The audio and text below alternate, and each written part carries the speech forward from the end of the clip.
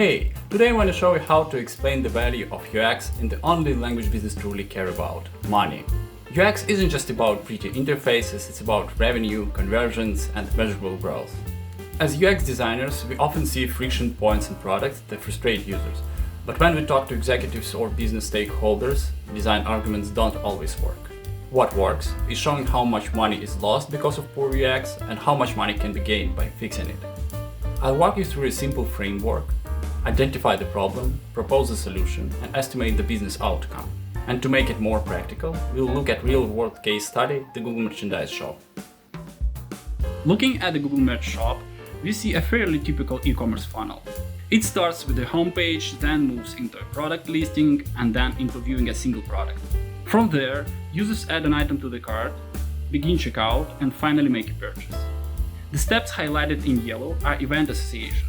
They are the exact events we track in analytics, like view item list, view item, add to cart, begin checkout, and purchase. By mapping screens to events, we can connect the user experience to actual business metrics.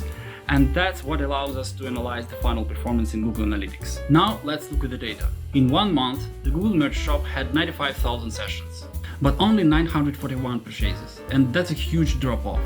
Now you might notice that the biggest leakage actually happens at the very first step, from session start to viewing a product.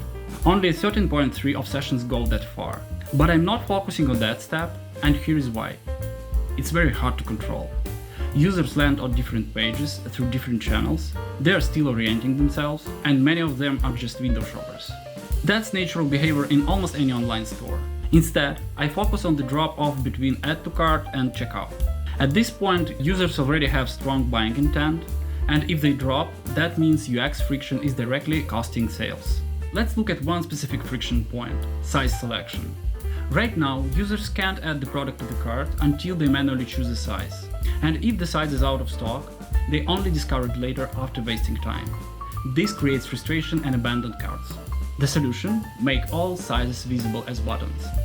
Pre-select the default and fade out unavailable sizes. This reduces effort and helps users compare at a glance. In short, less friction and more conversions.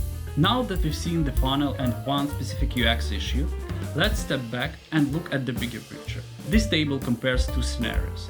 Case A is the current situation, based on real data from Google Analytics. Case B is the expected growth, if you implement just one small improvement. The steps are the same: session start, view product, add to cart, begin checkout, and purchase. But the numbers change slightly. And that small change is where we can see the business impact of UX. Look closely at step 3, add to cart. In the current situation, 3.8k users move forward. But if our improvement delivers just a 5% increase, that number becomes 4,000 users. This is a magic point I want to emphasize. It may look like a small change, just 200 more users, but those extra people keep flowing through the funnel. And as they reach the checkout and purchase stages, they generate nearly 10,000 more revenue per month. That's the power of UX improvements. Small percentage gains at the right step compound into big business results. But before running this test, we also ask, is this improvement big enough to measure? That's where a minimum detectable effect comes in. It helps us decide if the expected gain justifies running an A/B test. And once we have the estimate, I like to ask one more question. If this were your own money, would you bet on this change? So here is the key message. UX problems are business problems. They are lost sales, missed revenue, and wasted marketing spend. But the solution isn't just design tweaks, it's validating them with data. That's why A/B testing is so important.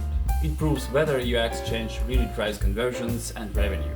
When we connect research, testing, and design, UX stops being a cost center and becomes what it really is, an investment with measurable ROI. So investing in UX literally means business growth.